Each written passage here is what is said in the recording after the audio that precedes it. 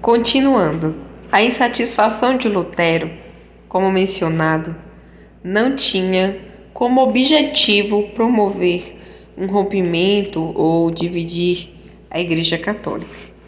Ele queria apenas combater práticas que ele considerava inadequadas para que a fé católica pudesse ser reformada. No entanto, o processo iniciado por Lutero deu abertura para mudanças profundas em questões políticas e econômicas na Europa do século XVI. A primeira mudança ocorreu no âmbito político, porque a Europa já não era aquela do período medieval, uma vez que a partir da Baixa Idade Média foi iniciado o processo de centralização do poder dos monarcas e da formação dos estados nacionais.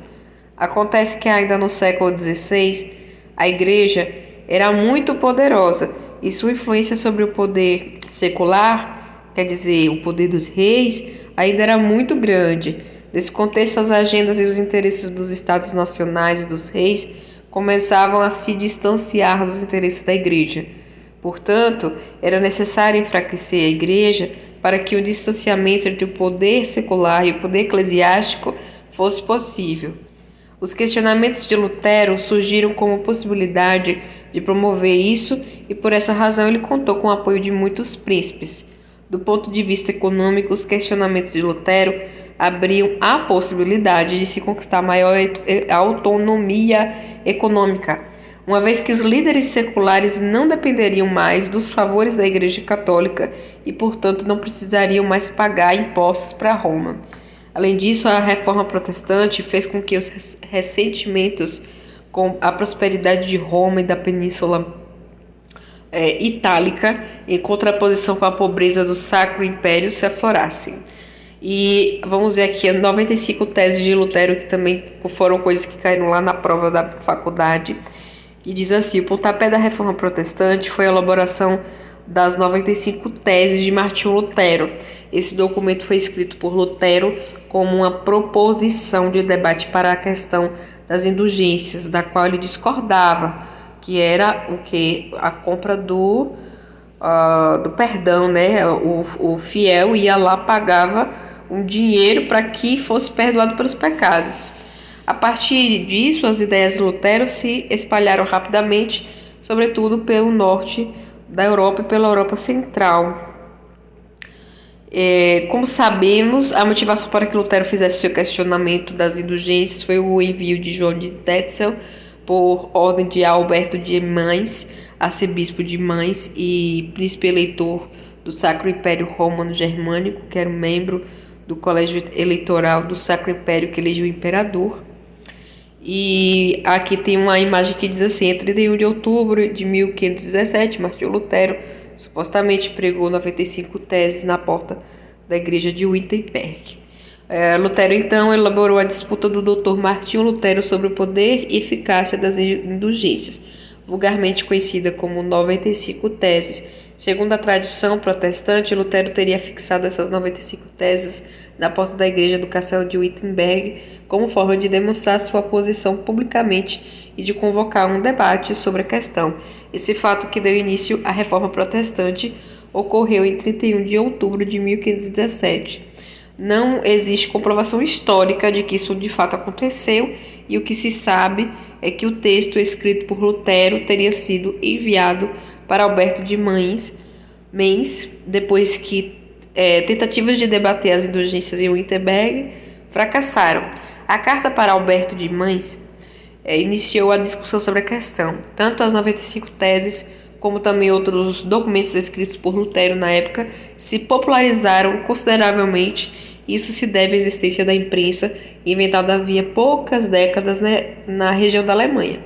A imprensa permitia que escritos fossem replicados em uma velocidade inédita. Assim, os textos de Lutero rodaram a Europa toda. Lutero, então, se tornou o expoente da teologia luterana, que se consolidou quando ficou perceptível que as diferenças de raiz teológica da igreja com Lutero eram irreconciliáveis, ou seja, não tinha volta. Realmente Lutero estava trazendo aí um movimento interessante, mas que não era que a igreja estava realmente se tornando opositora a isso, E a teologia luterana ficou centralizada na ideia que foi a raiz do questionamento de Lutero. A fé é a garantia da salvação e não as boas obras. Era o que Lutero pensava, tá? Ele não acreditava que era o que se dava para a igreja, né, de coisas materiais, mas sim aquilo que realmente o fiel estava sentindo, na sua fé verdadeira. Ou seja, ele era honesto com relação ao trabalho dele religioso. Ao longo da vida de Lutero, ficou estabelecido um princípio teológico conhecido como cinco solas, que são bases importantes para o protestantismo. São elas: sola fide, somente a fé, tudo na língua latina. Sola fide, sola scriptura, somente a escritura, que é a Bíblia, né? Solus Christus, somente Cristo. Sola gratia, somente a graça. Soli Deo Gloria, só glória somente a Deus. Martinho Lutero ainda traduziu a Bíblia do latim para o alemão. Olha que trabalho incrível que ele fez em vida. Uma vez que ele acreditava que os fiéis deveriam ter acesso, gente, ter acesso direto aos textos sagrados. Que homem incrível, né? De coração de ouro, que pensava nas pessoas e não em coisas materiais.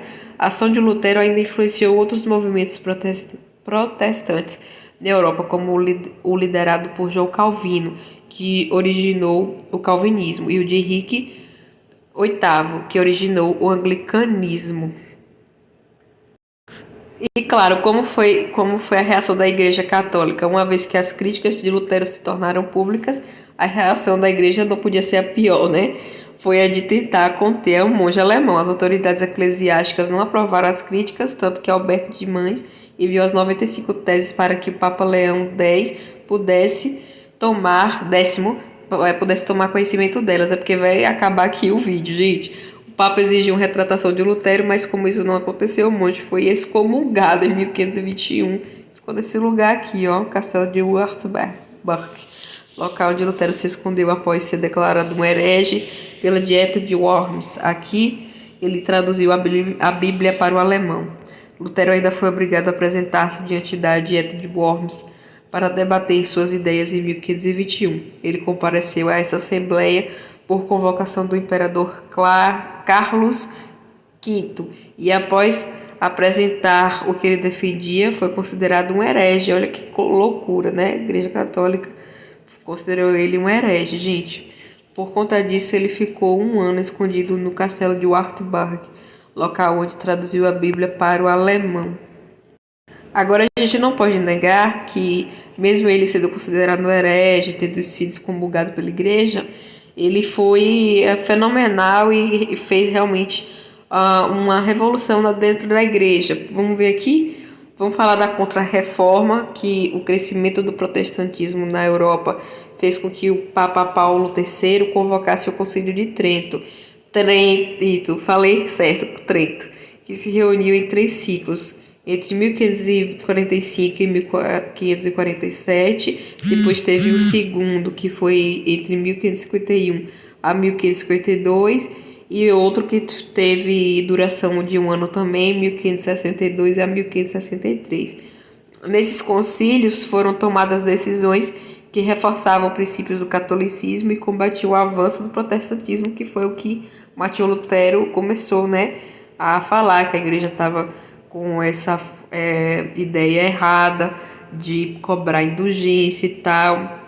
Então eles queriam parar o avanço do protestantismo, mas com as ideias de Martinho Lutero eles fizeram algumas reformas interessantes, que se não fosse esses questionamentos contra assim, esses questionamentos do Martinho Lutero sobre a igreja, porque ele não estava indo contra a igreja, ele estava só questionando algumas coisas que ele não concordava.